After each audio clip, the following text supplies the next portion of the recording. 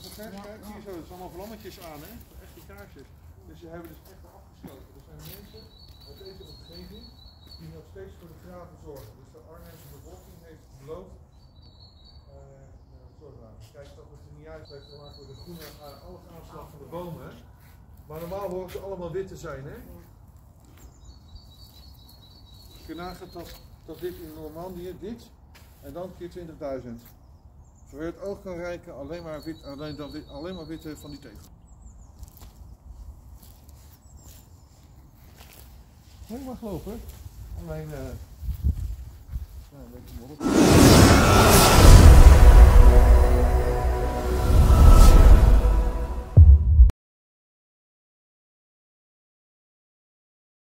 Good morning mga kapsat ko. Today is Saturday. So ngayon alis kami, punta kami ng Germany. And then doon kami mag-weekend ng husband ko kasi yung birthday niya last week 6. So gusto niya mag-relax. Gusto ko rin mag-relax. Alam niyo naman mga loves ko na super hardworking natin. Kailangan din natin mag-relax pag may time. So yung husband ko, simple lang po itong aming get together. So balik kami ng Sunday. Keep posted kasi magpo-post naman ako kung ano yung mga ganap doon, ano yung mga makikita natin dun sa Germany. Malapit sa Germany, Nijmegen po yun, malapit sa Germany, border ng Germany.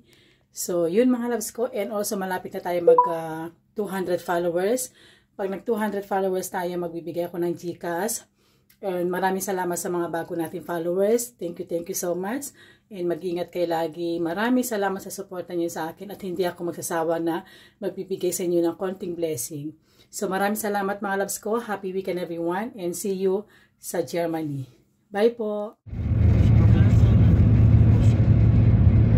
Nou, er zijn wel huisjes in het bos en waarom? Omdat daar ook een beetje de bof wordt gedaan. Geen die bof onderhouden.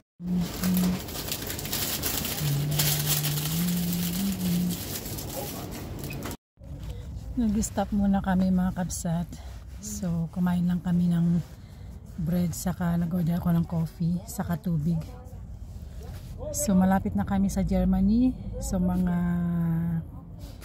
30 minutes pa.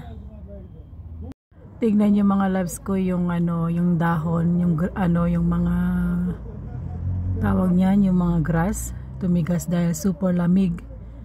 Nasa 0 degrees naging ice na. After 1 hour and 30 minutes ang biyahe, nandito na kami. And dito po yung hotel na nirenta namin. And malapit lang po yan sa city. Ito po ay sa Marriott, Marriott Hotel. Dito sa Nijmegen. Mga loves ko, Nijmegen is border, malapit na border ng Germany.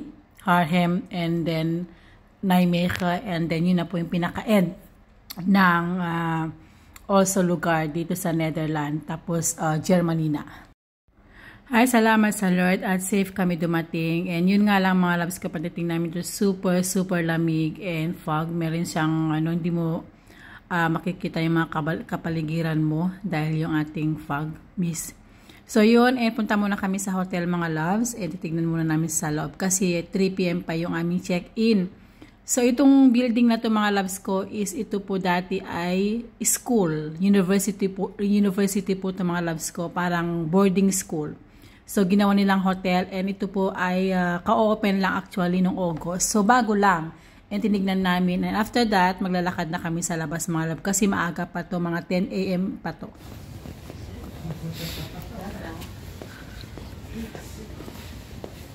Ito ay mga shop.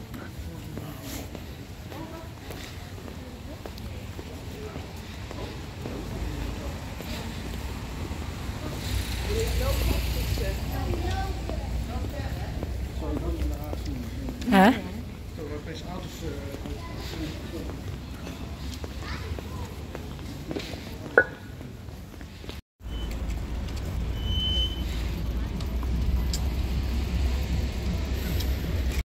So mga love, naglalakad kami and tumitingin kami ng something na pwede namin puntahan. So naisip namin na meron daw magandang place na puntahan dito. So yun, and then ito nga at nag-uusap kami kung saan banda.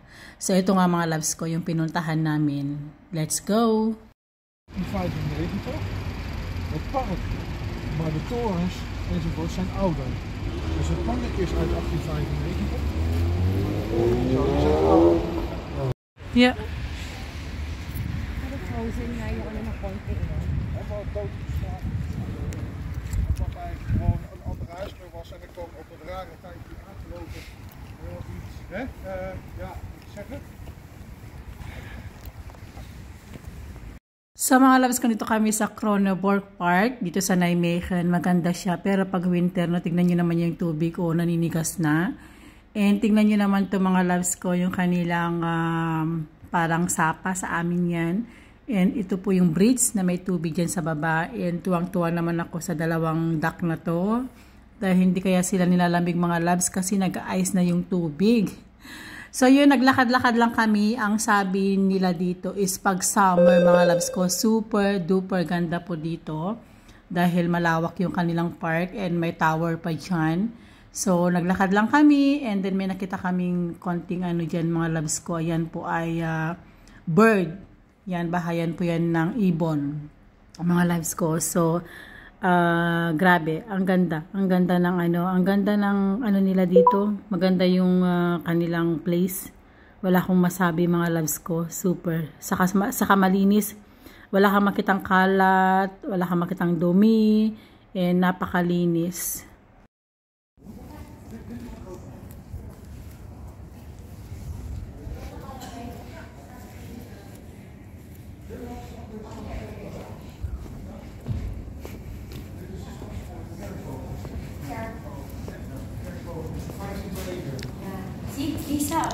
Saan? Sabi ko 1600. Oh. 1542. Kasi the way siyang built. Yeah? Wow. Ang tanda. Grabe, no? Tanda na. Tama rin ako 1600 sa. Yeah. 1600. You know? Yeah. Size of like, look. Nee, het is Old City Mall. Oh, is that niet? Ja, wel, maar het is Old City Mall. Nee, ik kom niet binnen. Maar ik weet niet of je dat binnen kan. Ja. Ik kom niet naar boven. Ganda Rio. Forward mo lang sa akin pag nagsha-shot ka. Building, ha? Yeah. Ingang beneden links. Oké. House cute.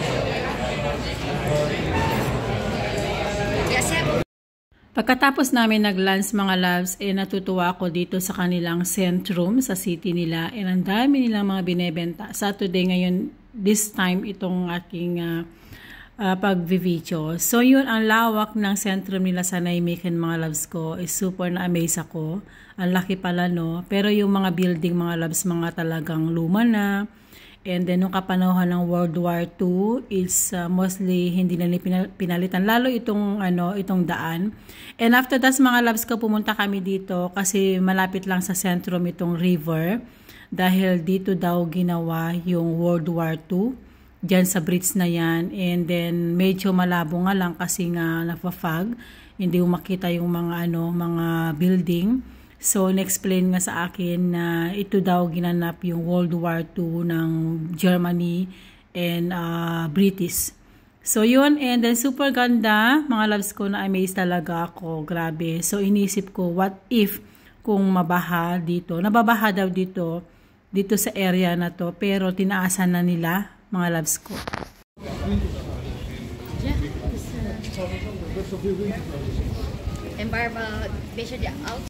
Sa aming mahabang lakaran, nag-lunch muna kami mga kapsat kasi gutom na kami. So, mag-check-in na kami. Ito yung lobby ng hotel mga loves ko. Yeah. Ha? Yeah.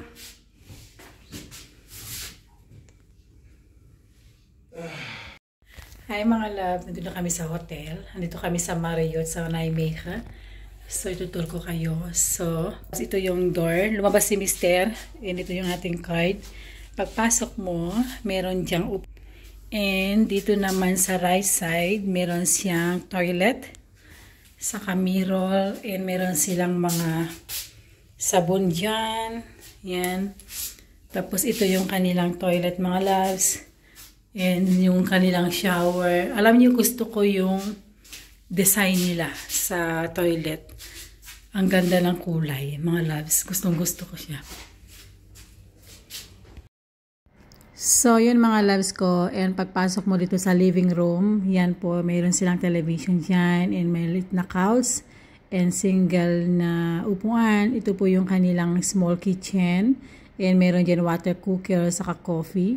Then, pagkakyat mo mga loves ko dito sa hagdanan, ang gusto ko sa hagdanan mga loves paggabi, pag inapakan mo yung stairs, automatic na po yan na ilaw and super ang ganda no. Pero mag-ingat-ingat lang kasi pag natulog ka sa gabi at gusto mong mag-CR, nako, delikado baka mahulog ka.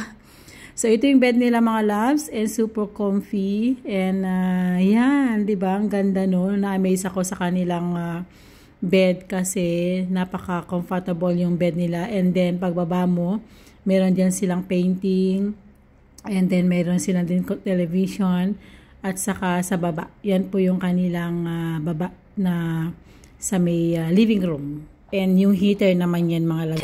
2,000 years later.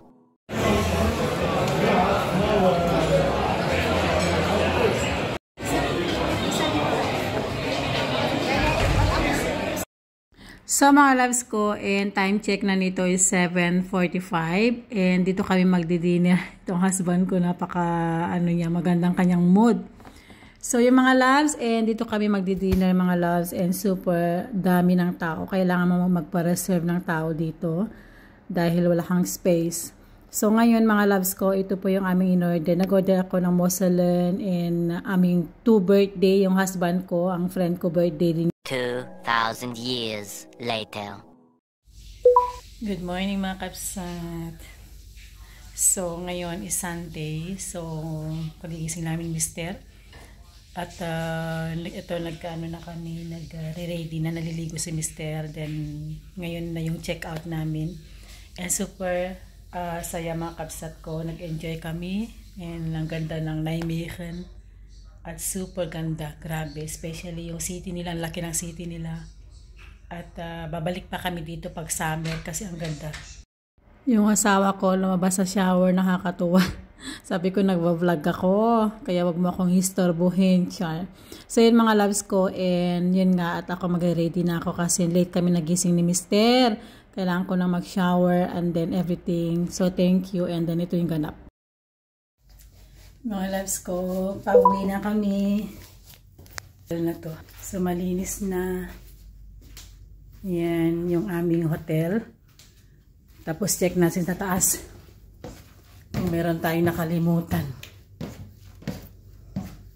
Super sarap ng tulog namin dito ni Mister. So wala na nakalimutan. Wala na. Yan.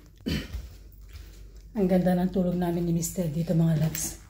Super sarap ng tulog namin. Ganda ng hotel. Yan na. Goodbye hotel. See you next time. Bye.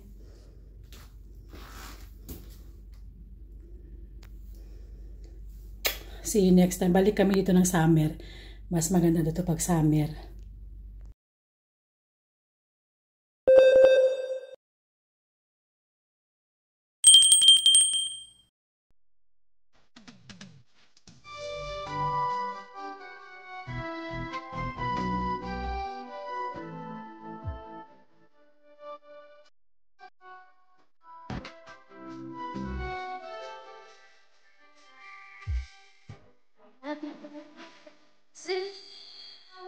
Happy birthday.